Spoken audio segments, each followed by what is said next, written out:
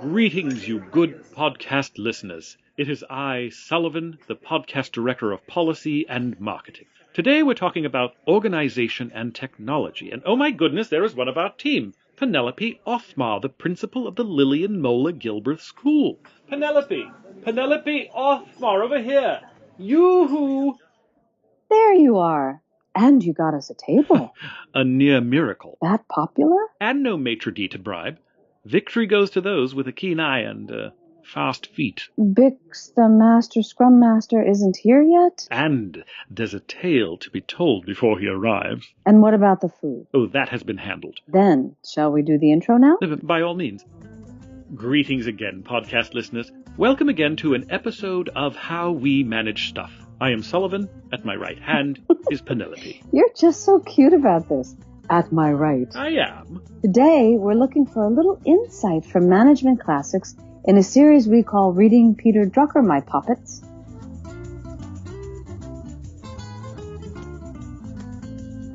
Cute. Red. So, what's the story of Bix? Give it to me. Well, he asked how to get here. Sure, because I don't think he's been to Washington before. No, or at least not very much. And he's not at the market yet? And therein lies the tale. I gave him detailed instructions for the subway, which line to take, which point to transfer. Yes. And he said he wanted to make a comparison between hierarchies and markets. Which is the topic of our episode today. Yes, and he said that he would pay a TaskRabbit crowd worker to take an Uber while he rode the subway. You do know that the entire staff of our podcast is a little, well, geeky. Including yourself. I had no idea. A glance at my top desk drawer would tell you that. Ooh, and I will look at my next opportunity. So let me guess about Bix.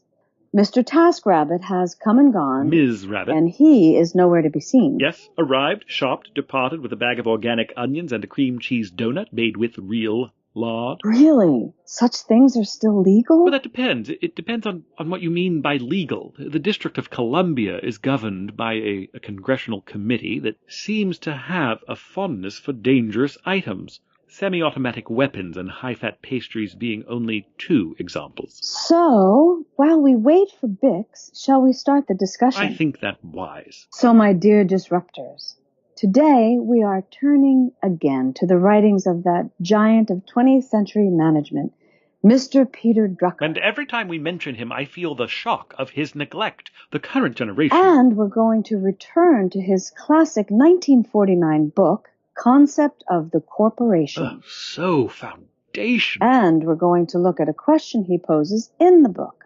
Is there a conflict between production for profit and production for use, he asks. What is the relationship between the corporation's criterion and yardstick of institutional efficiency, which is profit, and society's criterion of economic efficiency, which is getting the greatest amount of production at the lowest cost? This is what we're considering? Yes. Production for profit versus production for use? Right. Tiffany's versus Walmart? High return on investment versus mass market? And that is where you and I part ways. We're looking at an idea that is a little deeper and a little more modern and, oh, isn't that Mr. Bix over there? Bix! Oi, Bix! Over here! Bix!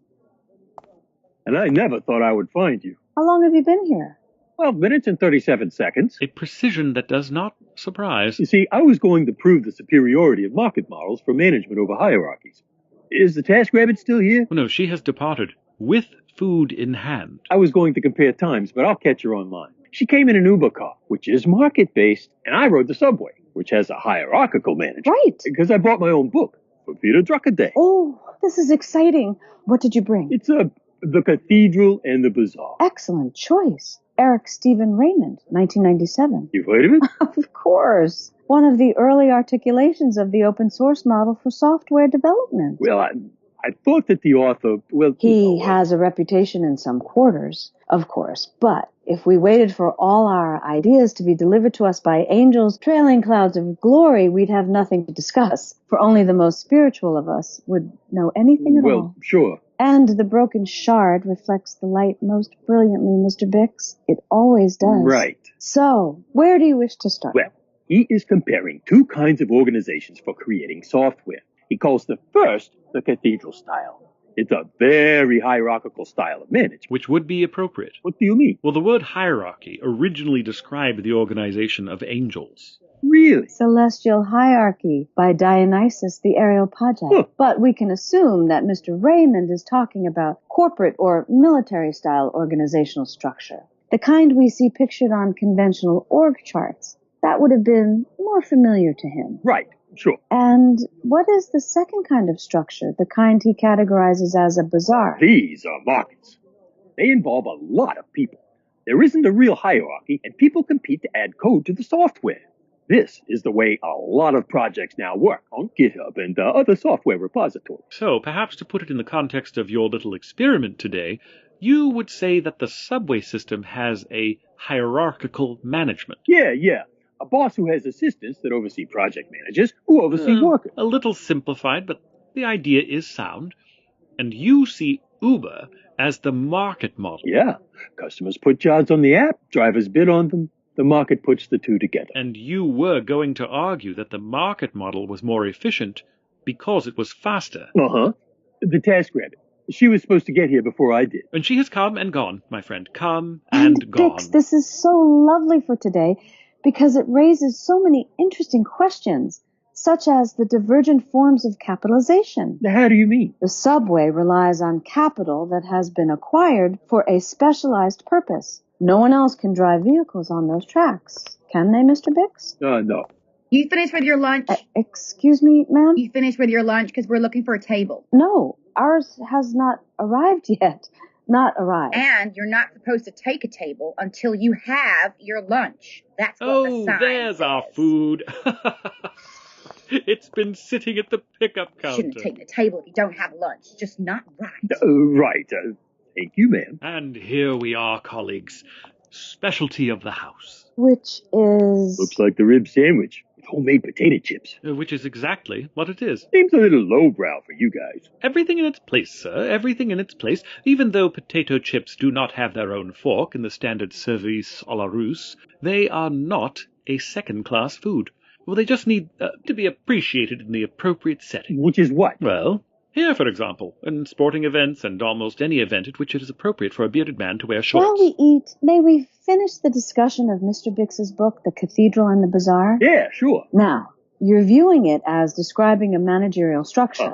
We just saw it here. What do you mean? You know, I think you're right. Well, the cafe could have managed these tables. Hired someone, had a list, keep tabs, even charged people. But by setting up a simple market with a few rules, you have to have your food, you have to leave once you're done, you have to bus your dishes. Yeah, that's right. And in the process, everyone starts thinking about capital differently. No, I mean, they don't start thinking differently. Capital is capital. They stop thinking about these tables as being owned by the restaurant and more as a common good, something that everyone can claim. They always were. Yes, I mean, nothing has changed about these tables and chairs, but people think about them differently. Okay. Can I ask, are you going to finish your potato chips? This is where production for profit and production for use comes in. Come again? Yes, we discussed this before you came. You're leaving the chips, right? It took industry years, probably 2 decades, to start to think about software as a product and, like all products, should generate a profit for those who made it. But that was before market management. Bazaars. Now, we make so much of it through open source projects with market management. Yes, exactly. Yes. That has encouraged us to think of software as a product and product that needs to be used. Getting the product to the largest audience becomes the most important, and profit comes from other work. Configuration, customization, training. I don't wish to intrude, but the chips, they seem underutilized in the current market situation. Exactly. So you are telling me that Peter Drucker understood open source like back in what? 1949. There are people who are starting to covet our table. And perhaps we best address the final dispensation of the chips. No. Drucker described a business environment and the forces within that environment. He didn't always see the consequences of those forces, but he gave us important insights into those consequences. Are you done with your table yet? Good madam. Can you not see that she has some potato chips left? And in particular, different management styles force us to see capital in different ways. So that is why we read Peter Drucker. Yes, it is. And I look forward to continuing this discussion on Mr. Raymond and his book, The Cathedral and the Bazaar. I believe the time has come to surrender our table. So here we are. This is Penelope Othmar of the Lillian Moeller Gilbert School for Disruptive Innovation. And Sullivan from PR. And Bix, the Master Scrum Master. Reading Peter Drucker My Poppets. Take care.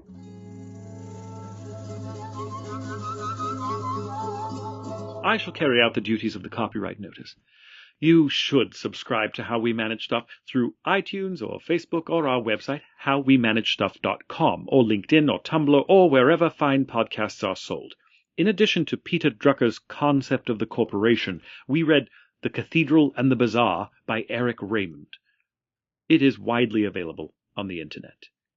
This is episode 17710 and is copyright 2017 by Jaggy LLC, David Allen Greer, all rights reserved.